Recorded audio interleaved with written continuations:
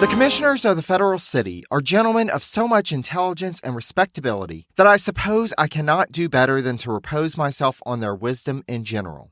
The importance of the city to the Union I fully understand. But at present, the Union is menaced from other causes and quarters with more dangerous portents.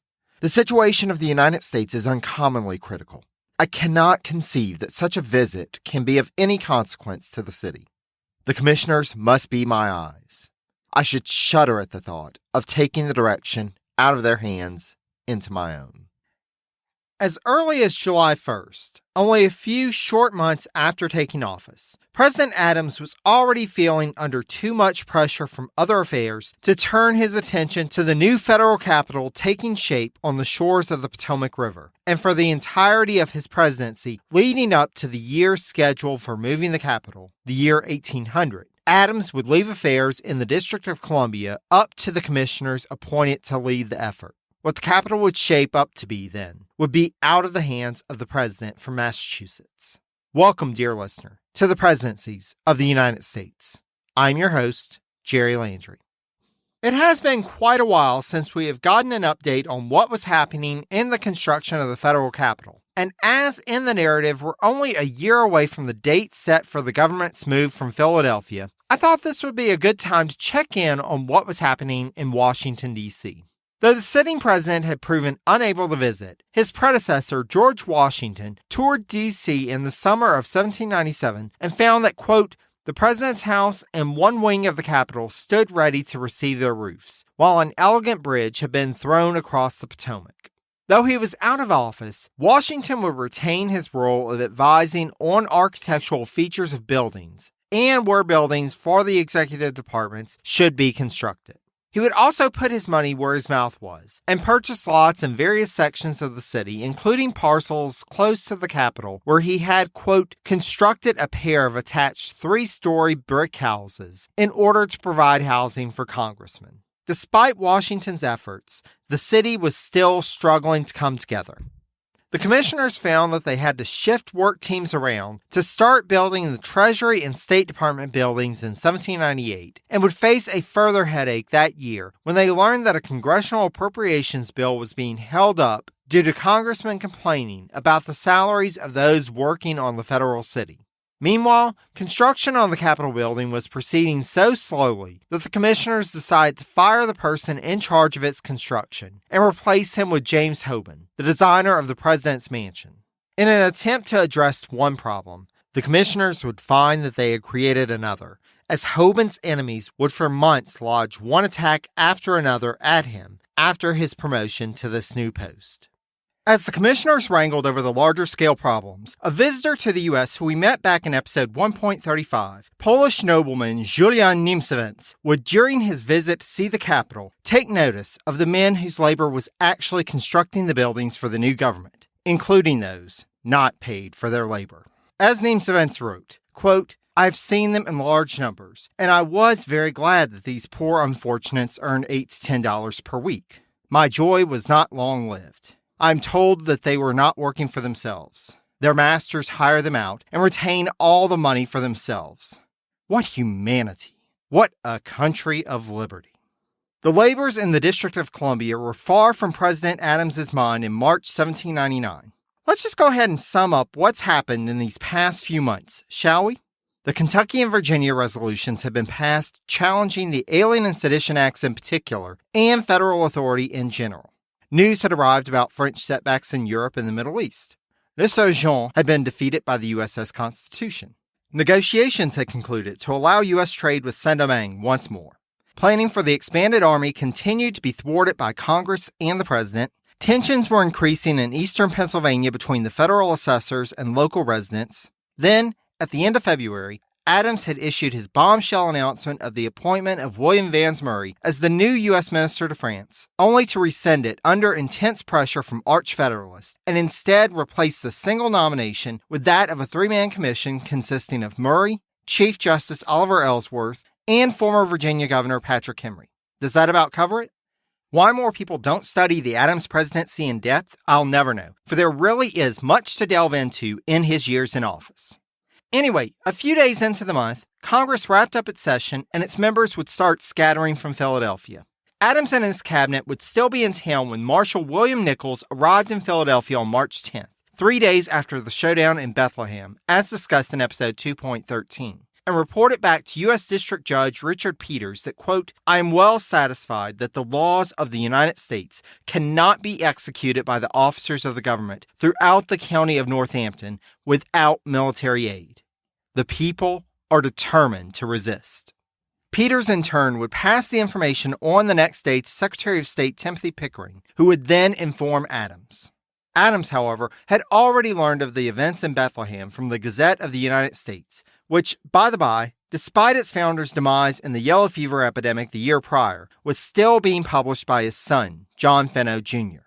Anyway, Adams gathered together his cabinet to discuss the situation and issued a proclamation on March 12th in which he reminded everyone that he could, quote, call forth military force in order to suppress the combinations in eastern Pennsylvania and to cause the laws aforesaid to be duly executed, and commanded all those taking part in Freeze's rebellion or any obstruction of federal authority, quote, to disperse and retire peaceably to their respective abodes before the 18th.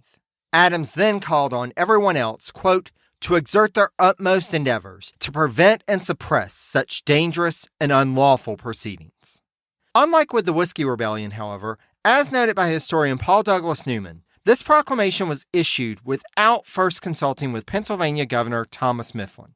Though Mifflin notes that Philadelphia was still, at that time, the capital of the state as well as the federal government, I do have to note that the state government would move at some point that year to Lancaster. Perhaps the move was in progress and had something to do with why there was no consultation. Unfortunately, I can't say one way or another, but felt it important to note rather than to jump to a conclusion on the reason for the lack of coordination. No matter, Mifflin addressed the Pennsylvania General Assembly on the 15th, and though he admitted that, quote, I have received no communication from the President, it is my duty as Chief Magistrate of Pennsylvania to call your attention to the subject that if any measures ought to be taken on the part of the state to cooperate with the federal government, they may be devised and authorized by the legislature. It should be noted here that Mifflin was a Democratic Republican. Despite that, and despite a lack of communication from the administration, Mifflin gave his support for any measures the federal government felt should be taken in the matter. Adams, meanwhile, had already taken some action. Right before Congress recessed, they had passed the Eventual Army Act. This new act gave, quote, eventual authority to the President of the United States to augment the Army with militia forces for up to 3 months of active service without any further congressional consent in case of external invasion or any internal insurrection. On March 11th, Adams activated the Eventual Army, and William McPherson, a veteran of the Revolutionary War, was tapped as Brigadier General to command the Eventual Army. Like with the new Army, the Eventual Army would take time to come together, and General McPherson, like the generals of the new Army, would complain about Secretary of War James McHenry's administrative skills. McPherson would find a willing audience in General Hamilton, to whom he complained on March 25th about how he would have called up forces for the Eventual Army differently than McHenry, and how he would have to work in the field to correct the delays caused due to McHenry's organizational plans. However, McPherson would find little to do as his force assembled. The day after writing to Hamilton, he traveled into the countryside to gather guides and to seek out Federalist supporters, and he found a land at peace. As noted by Newman, quote, exactly 4 weeks had elapsed since the rescue at the Sun Inn, and not a single act of violence had followed. In fact, several of the rebels had already surrendered themselves to authorities in Philadelphia. Despite the calm in the region, as we'll expand upon later in the episode, the Eventual Army marched on April 4th for Northampton and Bucks counties. The Battle of Waterloo was one of the most famous turning points in world history. But what happened next? My name's David Montgomery, and I'm the host of The Siècle, a history podcast that tackles exactly that. Join me as I cover France's overlooked century in between Napoleon and World War I. The Siècle, spelled S-I-E-C-L-E, is part of the Evergreen Podcast Network and can be found wherever you get podcasts. Hamilton, even before Freeze's rebellion, had been considering whether the army should be used in other areas that were threatening federal authority. In early February, he wrote Senator Theodore Sedgwick about the Kentucky and Virginia resolutions and what actions should be taken to respond to them. In addition to a congressional special committee responding with a report that would defend the measures taken in the name of national security by the federal government, Hamilton also felt that, quote, the government must not merely defend itself, but must attack and arraign its enemies. While in the next sentence, he stressed that, quote, great care should be taken to distinguish the people of Virginia from the legislature, he also advocated that, once the new army was assembled, it should, quote, be drawn towards Virginia, for which there is an obvious pretext, and then let measures be taken to act upon the laws and put Virginia to the test of resistance. Yes, you heard it right. Alexander Hamilton was advocating marching an army into Virginia to provoke Democratic Republicans in the area. This provocation and the reaction of Democratic Republicans was exactly what Vice President Jefferson feared. He wrote to Archibald Stewart on February 13th that, quote, several parts of this state, i.e. Pennsylvania, are so violent that we fear an insurrection. This will be brought about by some if they can. It is the only thing we have to fear. The appearance of an attack of force against the government would check the present current of the Middle States and rally them round the government, whereas if suffered to go on, it will press on to a reformation of abuses. The materials now bearing on the public mind will infallibly restore it to its Republican soundness in the course of the present summer, if the knowledge of facts can only be disseminated among the people.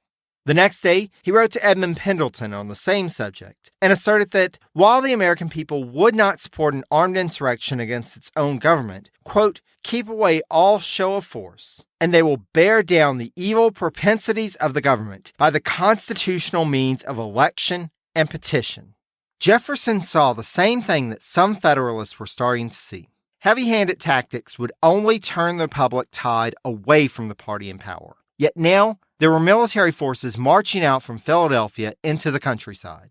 Unlike with the Whiskey Rebellion, though, the president would not be joining the eventual army on its march. No, Mr. Adams was actually nowhere near Philadelphia when the army marched. By that point in time, President Adams was already back at home in Quincy, Massachusetts. Okay, dear listener, pick your jaw up from the floor. Yes, when not one but two armies were being prepared to address dangers of domestic insurrection and a possible war with a foreign nation, the president left the national capital at a time before jets and telecommunications. Up until now, in points of his presidency in which his actions, or lack thereof, have been criticized by later historians, I've been able to present alternate views that provide a possible justification to show how his decisions could have been in what he perceived the best interests of the nation. But here, I can't. As noted by historian Lynn Withey, quote, he left so abruptly, in fact, that many Philadelphians complained that he was neglecting public business. A friend of Abigail's even wrote to her of the danger of his decision to be away from the capital at such a crucial time, yet she just shrugged it off.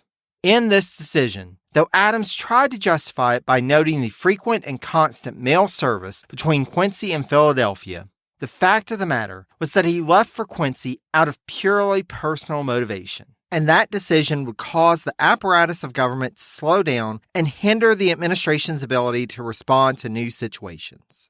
Not only was he ready to be away from Philadelphia and the harsh political critique he had experienced since the Murray nomination, President Adams was aching to be back with Abigail in Quincy. He wrote to his wife on March 7th that, quote, I've been so overwhelmed with business at the close of the session of Congress and since that I have not been able to write you for several days. I cannot say whether I shall see you in March. I have much to do. But neither a sense of duty nor the feelings of inclination will be wanting to induce me to see you at Quincy as soon as possible. I shall not go to Washington. I cannot. A few days later, on the 11th, he wrote dejectedly that, quote, I cannot say when I shall be able to set out, but I shall lose no time here. When the public business is in such a state that I can leave it, I shall go, be the roads as they may. I expect bad traveling all the way. We have a silly insurgents in Northampton County in this state, which shall detain me, I suppose, some days. Silly insurgents or no, Adams hit the road not long after, and would be with his partner in life, or, as he referred to her, his dearest friend, once more. While naturally this tugs at the heartstrings for the romantic gesture, This is a podcast about the American presidency, and for a president to be neglectful of his duties cannot be commended. Speaking of neglected duties, I think the time is right to catch up with everyone's favorite turncoat general, James Wilkinson. When we last saw him in episode 2.9, Wilkinson was mobilizing forces to assume U.S. authority in the unorganized regions of the southwest U.S., an area that had previously been dominated by the Spanish, despite the U.S. having been awarded the territory at the end of the Revolutionary War. Though Wilkinson had previously been a paid Spanish agent, he had decided to go straight and actually do his duty as one of the highest-ranking generals of the U.S. Army to see that the provisions of Pinckney's treaty were carried out. As part of this process, the city of Natchez had been evacuated by the Spanish, and the Mississippi Territory was established to formally organize the area. Also part of the process was a joint U.S.-Spanish survey to settle the issue of the boundary between American and Spanish territory. For astute listeners of the podcast, the name Andrew Ellicott may ring a bell. As we learned in episode 1.14, he was the head of a team which did surveying work to lay out the District of Columbia. By 1798, Ellicott was serving as the American Boundary Commissioner in the Southwest. When he arrived to take up the post in February 1797, he had encountered stiff resistance from the Spanish, and as the year went on and he started to make connections, Ellicott eventually came into contact with people who knew of Wilkinson's double-dealing past. Indeed, he wrote to Secretary of State Pickering of his suspicions about Wilkinson's loyalty on November 14, 1797. However, Wilkinson's about-face caused Ellicott to doubt his initial concerns. It was into this situation that Wilkinson sailed down to Loftus Heights, a point on the Mississippi River south of Natchez, in August 1798, where Wilkinson ordered the construction of Fort Adams before proceeding into the wilderness to meet up with Ellicott, the Spanish Boundary Commissioner, and their team. Wilkinson would join them in their camp in October, where they had scheduled a conference with the governor of the Mississippi Territory, Winthrop Sargent, to discuss the makeup of the territorial government. Due to Sargent being ill and Ellicott's deference in such matters, the conference was rather well dominated by Wilkinson. This visit, however, would give Wilkinson an opportunity to meet with one of the folks who had told Ellicott of Wilson's duplicity in the first place, Daniel Clark Jr.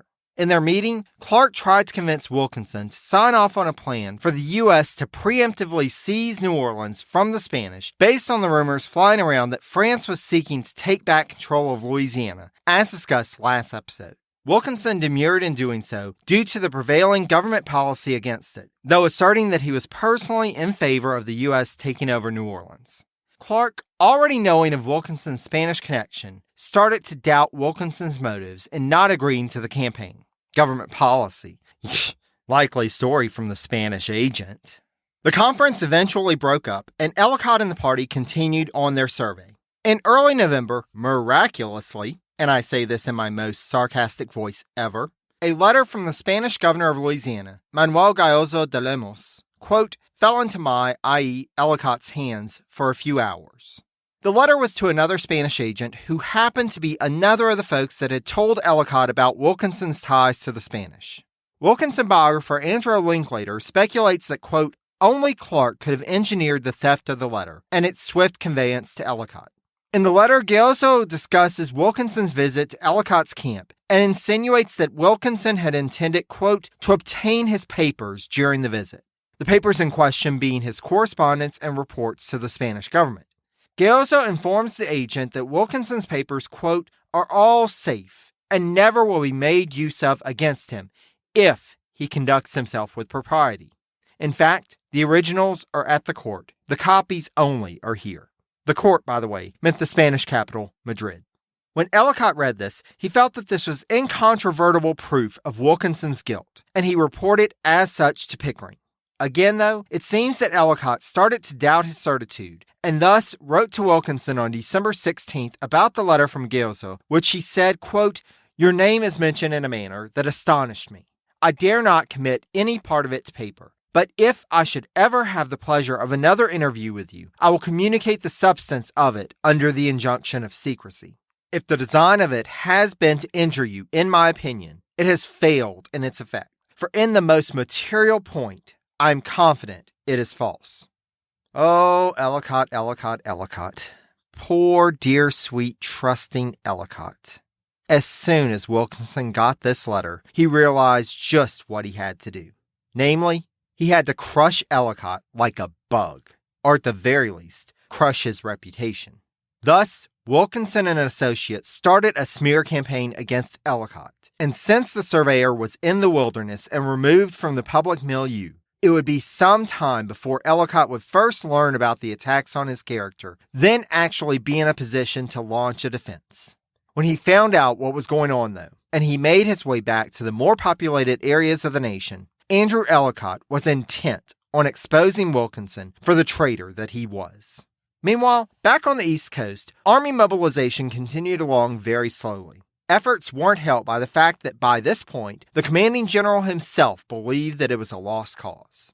Around the time that President Adams was making his way to Quincy in late March, General Washington wrote to General Hamilton that, quote, "In the present state of the Army, or, more properly, the embryo of one, for I do not perceive from anything that has come to my knowledge that we are likely to move beyond this. And until the augmented force shall have been recruited, assembled, and in the field, the residence of the Paymaster General, I did not know there was one until your letter announced it, will be found most eligible at the seat of the general government, and you will please to give such orders respecting it as you shall think proper, for I am unwilling to issue any."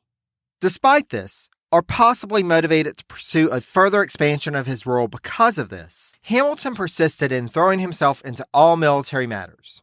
With the response to Freese's rebellion, he cautioned Secretary of War James McHenry that he felt the force called up to respond was too small, and asserted, quote, "'Tis better far to err on the other side. Whenever the government appears in arms, it ought to appear like a Hercules, and inspire respect by the display of strength." Often, assessments of the Adams presidency talk about the strong influence that Hamilton had on Adams's cabinet. But even with the president out of town, it seems that in the spring of 1799, Hamilton was more frustrated by his lack of control. During this time of trying to push the stone that was the new army up the hill, no detail was too small to escape his notice. On May 18th, Hamilton wrote to McHenry complaining about the hats provided for the 12th Regiment. Quote, "I was assured that cocked hats were provided, but the hats received are only capable of being cocked on one side, and the brim is otherwise so narrow as to consult neither good appearance nor utility." For his part, McHenry was more focused in the spring on ensuring that Freese's rebellion was put down. The intelligence that McHenry was receiving about the situation on the ground seemed to indicate at most 150 individuals involved, so he felt that the force that was prepared under McPherson was sufficient. Others in the cabinet, however, were not so sure. Secretary of the Treasury Oliver Wolcott Jr. would write to Hamilton about the response to Freese's rebellion on April 1st that, quote, "I am grieved when I think of the situation of the government. An affair which ought to have been settled at once will cost much time and perhaps be so managed as to encourage other and formidable rebellions. Mr. McHenry does the best in his power, yet his operations are such as to confirm more and more a belief of utter unfitness for the situation. The President has been informed of the disorders in that department, yet there appears no disposition to apply any correction." Funny enough, though, in a letter to his brother around the same time, Secretary Wolcott dismissed Freese's rebellion as, quote, "a paltry insurrection which I am inclined to think will be subdued without difficulty." Was the letter to Hamilton a bit of brown-nosing to hop on the McHenry bashing bus that Hamilton had been driving for a while, or did it reflect his more genuine concerns? Who is to say? But as in other instances, it would seem that McHenry would in fact be proven correct.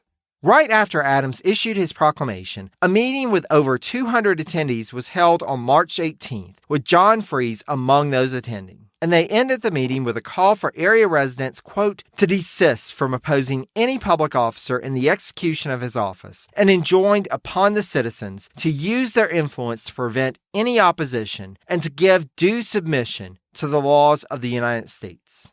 Thus, as mentioned before, when General McPherson and the eventual army arrived in the area, it was pretty easy going.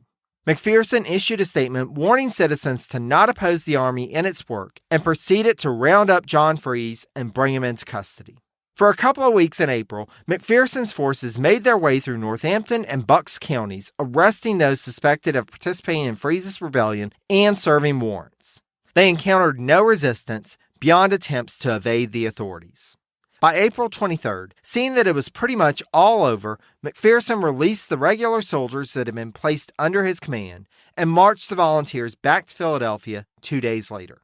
Unlike as in the response to the Whiskey Rebellion, there would be no ad hoc justice issued under McPherson's command. Freese and his neighbors would stand trial in Philadelphia in a regular court of law. Though there would not be quite as much intimidation as had occurred in the western part of the state in the aftermath of the Whiskey Rebellion, there was at least one case of a newspaper publisher in eastern Pennsylvania being assailed by federal troops. On April 9th, Jacob Schneider had printed an account that a light horse company had cut down liberty poles in the area. Forces under a Captain Montgomery showed up at Snyder's press on the morning of the 20th, asking who wrote the article. As Schneider would later report, after he took credit as the author, the troops, quote, tore the clothes from my body like a banditti of robbers and assassins, and forcibly dragged me from my house before their captain. Captain Montgomery ordered, quote, 25 lashes to be administered across his back with a knotted whip. But the punishment was interrupted after just 6 blows, as another company led by Captain Laper arrived, and Laper ordered Schneider to be released. As we've discussed previously, after the passage of the Alien and Sedition Acts, harassment of the press was nothing new, and was carried out by both official authorities and impassioned citizens. Indeed, after the new publisher of the Philadelphia Aurora, William Duane, published articles about the assault on Schneider, an armed mob showed up at his printing office in early May, demanding that he reveal his anonymous source on the attack. Despite threats of physical violence on him and others, and with one of the members of the mob holding a gun to his head, Duane would not reveal his source, and the mob eventually dissolved without inflicting any damage on either him or his press. One Democratic-Republican newspaperman who did finally get some good news in early 1799 was our old friend Matthew Lyon. We last left him in episode 2.11, still sitting in a jail cell in Vermont despite winning re-election to Congress. On February 9, 1799, Lyon was finally released. He was not completely out of danger, though. Prior to his release, he had received a warning that there were plans to prosecute him on new charges of sedition related to letters he had written during his imprisonment. So prior to leaving his cell, as he was being released, Lyon announced that, quote, I am on my way to Congress. As members of the House of Representatives were shielded from arrest while traveling to the Capitol, this pronouncement ended the threat and protected Lyon from being imprisoned once more. However, once he reached Philadelphia, he encountered yet another challenge. Federalists in Congress moved to expel Lyon from that body due to his having been convicted of violating the Sedition Act. The motion would fail, though, as Federalists were not able to achieve a 2/3 majority for expulsion. Federalists wouldn't be getting rid of the Lyon of Vermont that easily, but by the spring and summer of 1799, Matthew Lyon was the least of their concerns in the minds of many arch-Federalists. Indeed, an increasing number of Federalists were identifying the president himself as the greatest threat to their cause. Prominent Massachusetts Federalist Theodore Sedgwick wrote to U.S. Minister to Britain Rufus King in the aftermath of the Murray nomination about how much he felt that Adams had undermined his fellow Federalists with this risky move. Quote, the foundation on which confidence rested has been, by this strange measure, destroyed, and the consequences disagreeable and maybe more so. I do not undertake even to conjecture their nature or extent, but it is impossible to reoccupy the ground which has been lost. More so than even his actions. As Adams remained away from Philadelphia month after month, Federalists increasingly felt that the administration was adrift. As early as April 1st, Secretary of the Treasury Walcott wrote that, quote, we have no president here, and the appearance of languor and indecision are discouraging to the friends of government. By late June, Hamilton would write to Secretary of War McHenry that, quote, it is a pity, my dear sir, and a reproach that our administration have no general plan.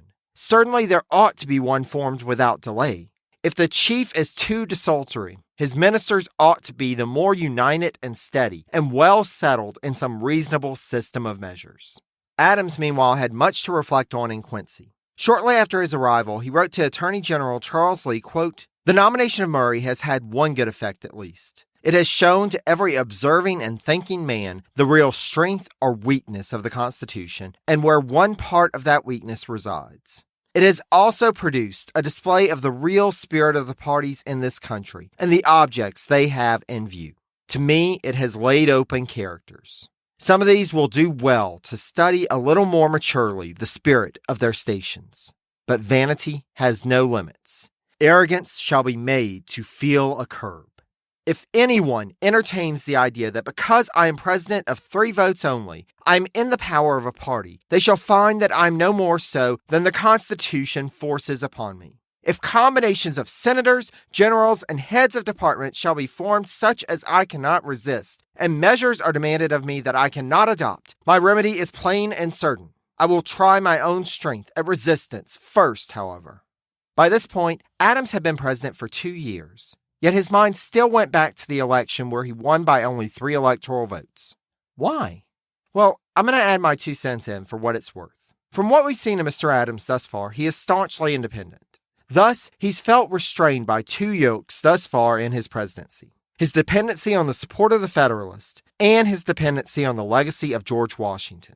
Time and again, we've seen him struggle under these, but when he first entered office, he felt that he had no choice but to give in. Instead of being able to bring Vice President Jefferson closer into administration matters as he wished, he acceded to Federalist demands that Jefferson be kept at arm's length. Rather than bring in folks that he could trust, he retained Washington's cabinet. He would gain some minor victories of independent thought here and there, but the Murray nomination was an indicator that he just wouldn't toe the party line. If he was going to be president, then he was going to be President John Adams, not the Federalist president or some pale imitation of George Washington. In order to do so, however, Adams knew he would have to take on some of the biggest names in American politics at that point. As spring went into summer, Adams would remain in Quincy, where he would try to determine what to do next. We'll leave the president at Peacefield for now, but we'll pick back up next time in an episode I'd like to call High Noon in Trenton. For those listening to this episode within the first week after it launches, I need to ask a favor. Our local national public radio station, WFAE, is hosting a contest called the Queen City PodQuest, where they're asking for ideas from local residents for a new podcast. I pitched a spinoff of this podcast, which I'm calling 45 and Counting, a Presidency's Podcast. As with this podcast, 45 and Counting will be a discussion of presidential history, but the plan is to talk about topics of presidential history related to more contemporary events. For example, recent discussion of nuclear disarmament may lead to an episode on the original START Treaty or Cold War nuclear containment policies. 45 and Counting won't take sides in the current political discourse, as there are far enough folks who can do that better. Rather, it's to provide the historical context for where we're at today in order to help us make more informed decisions about where we're going. If you'd like to support this effort, you have until the end of the day on Sunday, February 17th to vote. I'm putting the link on the website at presidencies.blueberry, that's BLUBRRY.com, where you can also find the sources used in this episode. Everyone can vote once a day, but you have to have a Facebook account in order to vote. This could lead to a possible production deal for me, so I would greatly appreciate your support. If you have any questions or comments, reach out to me via email at presidenciespodcast, that's all one word, @gmail.com. You can also follow me through social media. I'm on Facebook at facebook.com/presidencies, on Twitter at presidencies89, or on Instagram at presidentiespodcast, again, all one word. Thank you so much for listening. And until next time, take care, dear friends.